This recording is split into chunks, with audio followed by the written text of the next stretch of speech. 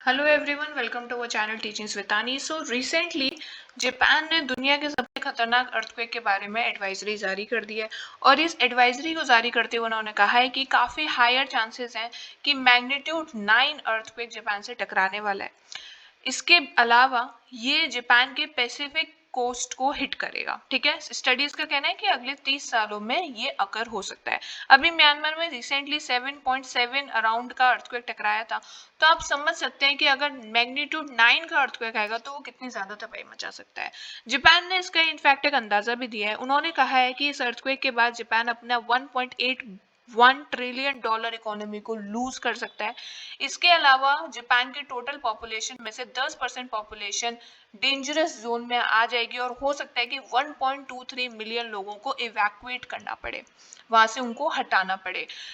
2011 में एक बहुत ही बड़ा अर्थक्वेक आया था जापान में जिसको तोहोको अर्थक्वेक बोलते हैं, जिसमें 15,000 लोगों की मौत हो गई थी।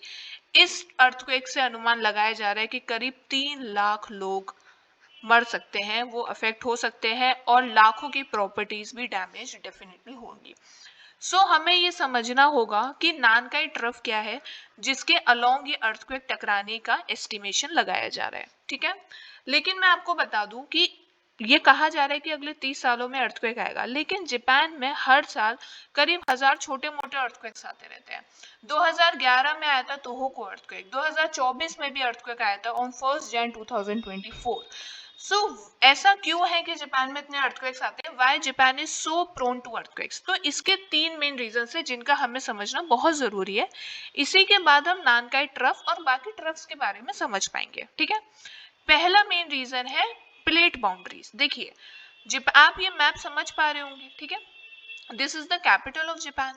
तो जापान 4 प्लेट बाउंड्रीज से घिरा हुआ है, मेन प्लेट से घिरा हुआ है। Eurasian plate, Philippine plate, Pacific plate and north American plate, जो आप इसमें नहीं देख सकते बट इट्स देयर। ओके, अब क्या होता है कि जब प्लेट्स होती है उनमें लगातार मूवमेंट्स होते रहते हैं।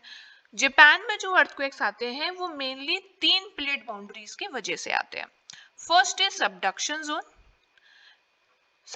Zone, second is transform fault and third one is collision. ठीक है, अब देखिए सबडक्शन जोन में क्या होता है। सबडक्शन जोन में एक प्लेट दूसरी प्लेट के नीचे सिंक हो जाती है एंड सबडक्शन जोन में ही सबसे भयंकर अर्थक्वेक्स बनते हैं जिनको हम बोलते हैं मेगा थ्रस्ट अर्थक्वेक। अभी जिस नानकाई ट्रफ की और जिस अर्थक्वेक की हम बात करने वाले हैं वो इन्हीं सबडक्शन जोन पे क्रिएट होता है। कैसे होता है उसको हम आगे कवर करेंगे। सेकेंड इज ट्रांसफॉर्म फॉल्ट, जिसमें दो प्लेट्स एक दूसरे के ऊपर स्लाइड करती है।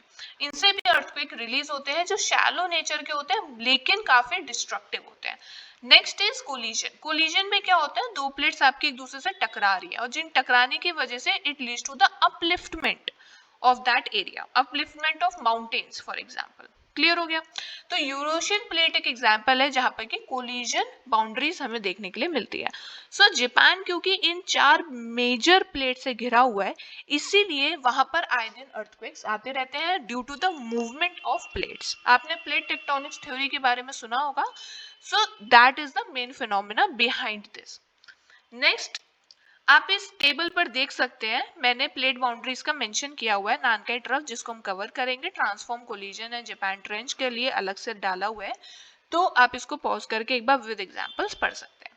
Next important reason behind is subduction zones. Japan का नानकाई ट्रफ जिसको अभी हम कवर करेंगे वो भी सबडक्शन जोन पर ही आता है। सबडक्शन का मतलब जैसे कि मैंने आपको पहले बताया, एक प्लेट आपकी दूसरी प्लेट के नीचे सिंक हो रही है जिससे क्या होता है कि सबसे ज्यादा डिस्ट्रक्टिव अर्थक्वेक्स बन जाते हैं।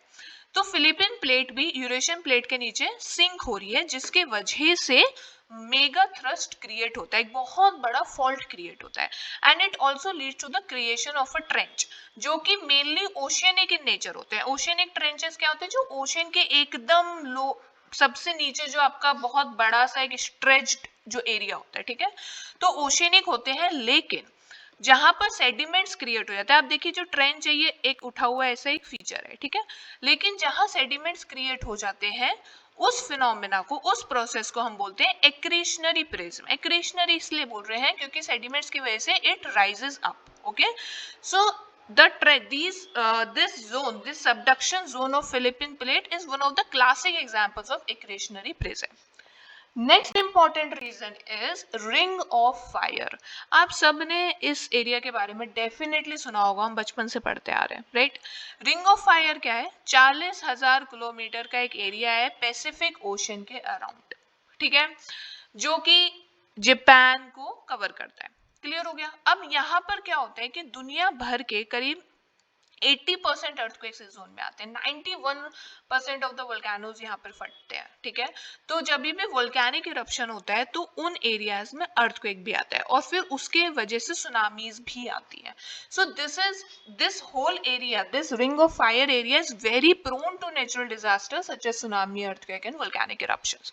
आप यूएसए आप देख सकते हैं, सेंट हेलेंस, ठीक है, ये यूएसए में, तो ये भी काफी ज्यादा वोल्केनिक इरप्शन यहाँ पे काफी एक्टिवली होते रहते हैं. क्लियर हो गया? So these are the three main reasons. अब हम समझते हैं नानकाई ट्रफ के बारे में जो लगातार न्यूज में बना हुआ है.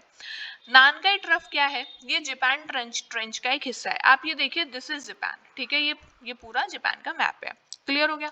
सो Nankai trough is a under sea trench. ये एक सबमरीन ट्रेंच है, ये मतलब समुद्र के नीचे है, ठीक है, सबमरीन ट्रेंच है जो करीब 900 किलोमीटर का है और ये क्यूशू से ये सेंट्रल जापान तक है. ये देखिए पूरे जापान को नहीं कवर कर रहा है, ठीक है, ये सेंट्रल जापान तक है, यहाँ तक है, इतना है ये.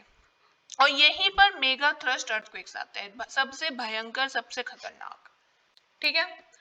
सो अगर हम प्लेट टेक्टोनिक्स की थ्योरी में बात करें तो नानकाई ट्रफ एक सबडक्शन जोन वाला एरिया है. मैंने आपको क्या बताया था? सबडक्शन जोन क्या होता है? जब एक प्लेट दूसरी प्लेट के नीचे सिंक हो जाती है और वो यही सबसे ज्यादा डिस्ट्रक्टिव होता है, ठीक है. सो नानकाई रीजन सबडक्शन जोन वाला एरिया है जहां पर फिलीपीन सी प्लेट जापान यानी कि यूरेशियन प्लेट के नीचे आ जाती है, जैसे कि हमने उस डायग्राम में देखा. क्लियर? अब जब large amount of trench sediments इकट्ठे हो जाते हैं, मैंने आपको बताया था कि सबडक्शन की वजह से एक ट्रेंच क्रिएट हो रहा है, जहां वहां पर जब सेडिमेंट्स आपके इकट्ठे हो जाते हैं, उसको उस प्रोसेस को हम बोलते हैं, उसके बाद जो एक रिलीफ फीचर हमें मिलता है उसको हम बोलते हैं एक्रेशनरी प्रेशर. इस ट्रफ का, नानकाई ट्रफ के नदर्न पार्ट को बोलते हैं सुरुगा ट्रफ एंड ईस्टर्न को बोलते हैं सागामी ट्रफ. ये देखिए, सागामी ट्रफ एंड सुरुगा ट्रफ.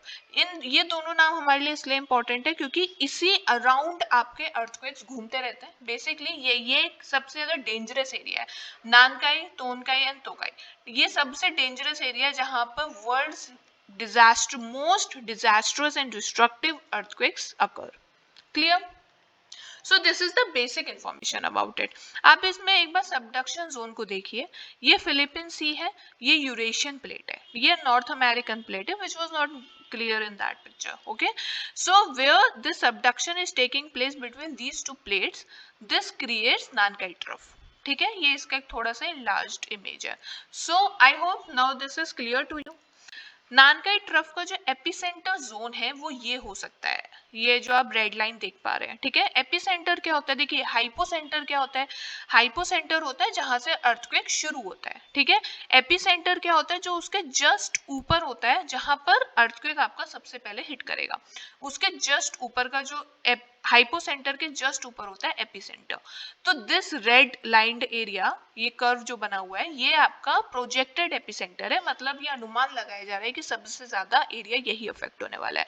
इसमें इंपॉर्टेंट रीजन्स कौन से आते हैं? मियाजाकी, कोची, ओसाका, नागो, शिजुओका, ठीक है. सो ये कुछ एरियाज है जो सबसे ज्यादा वनरेबल जोन पे इस वक्त लाई करते हैं, because they lie on the epicentre zone of Nankai trough. So अभी हमने बार बार मैंने बोला मेगा थ्रस्ट अर्थक्वेक्स. देखिए, नानकाई ट्रफ से जो अर्थक्वेक आएगा वो मेगा थ्रस्ट अर्थक्वेक होगा. 2011 में जो तोहोकू अर्थक्वेक आया था वो भी मेगा थ्रस्ट था. तो मेगा थ्रस्ट का मतलब क्या है? मेगा थ्रस्ट, मेगा से आपको समझ आ रहा होगा जो बहुत ज्यादा डिजास्टर्स इन नेचर होंगे, ठीक है.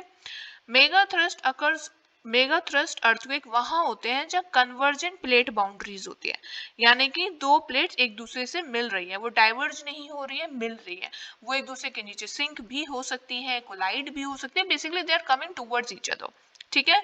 जहां पर मेनली इधर क्या होता है कन्वर्जेंट प्लेट बाउंड्री में कि एक प्लेट दूसरी प्लेट के नीचे चली जाती है, जिसकी वजह से बहुत बड़ा फॉल्ट क्रिएट हो जाता है, which leads to the release of a huge energy in form of earthquake. I hope it's clear to you now. This mega fault lies along the interface where subducting plate, जहां पर subducting plate यानी कि जो plate sink हो रही होती है वो ओवरराइडिंग प्लेट के ऊपर होती है, वो उसके नीचे होती है. This is plate A and this is plate B. ठीक है, so plate B is subducting under the overriding plate A. Clear. तो इसकी वजह से जो फॉल्ट क्रिएट होता है उनकी वजह से एक मेगा थ्रस्ट अर्थक्वेक रिलीज होता है. So which also leads to powerful tsunami. जब आपके समुंदर के नीचे इतना बड़ा मूवमेंट हो रहा है तो सुनामी भी आएगा. ठीक है, इनका जो मैग्नीट्यूड होता है वो जनरली 8 से ज्यादा ही होता है. फॉर एग्जांपल सुंडा ट्रेंच दैट इज इंडोनेशिया, आपने सुना होगा, इंडोनेशिया के बारे में भी आप सुनते रहते होंगे, वहां पे भी अर्थक्वेक और वोल्केनिक इरप्शंस होते रहते हैं. Cascadia mega thrust that is in North America, and then Nankai thrust जिसको हम कवर कर ही रहे हैं. क्लियर हो गया. So these are the basic concepts behind Nankai trough and it is very important for us to know about it. Mega thrust के अगर मैं आपको कुछ एग्जांपल दूं तो 1944 में तोनान काई अर्थक्वेक आया था. 1946 में नानकाइडो अर्थक्वेक आया था. आप ये सब देखिए, ये जो नानकाई, तोनाकाई, तोका, आप ये सब जो नेम्स देख रहे हैं ना, ये नानकाई ट्रफ के ही क्लासेस हैं. ठीक है, जो कि इस पूरे एरिया को कवर करती है. क्लियर हो गया. So these are it. अभी जिस एडवाइजरी जारी की गई है इस अर्थक्वेक के बारे में, वो ऐसा बोला जा रहा है कि ये जो अर्थक्वेक है ना वो 150 से 200 सालों में एक बार आता है. सो ये जापान के लिए एक बहुत बड़ा चैलेंज है जिससे उनको डील करना है. एंड इसी के लिए ये पब्लिक एडवाइजरी जारी की गई है जिससे कि लोगों को टाइम रहते इवैक्यूएट किया जाए, उन्हें अवेयर किया जाए, और जो भी रिक्वायर्ड स्ट्रक्चर्स हैं उनको कंस्ट्रक्ट कर लिया जाए. Whatever the measures that are suppose to be taken वो टाइमली ले लिए जाए. तो इससे हमें भी ये सीखना चाहिए कि हमें कैसे टाइमली एडवाइजरी जारी कर देनी चाहिए. ऑल दो 30 साल का समय है, बट जिस हिसाब से ये अर्थक्वेक जितना डिजास्टर्स हो सकता है उसके लिए ये एडवाइजरी का अभी जारी होना बहुत इंपॉर्टेंट था. So that was it. Thank you for watching. You can also connect me on Telegram. Here I can provide you notes if you feel like. Thank you for watching. See you in the next video.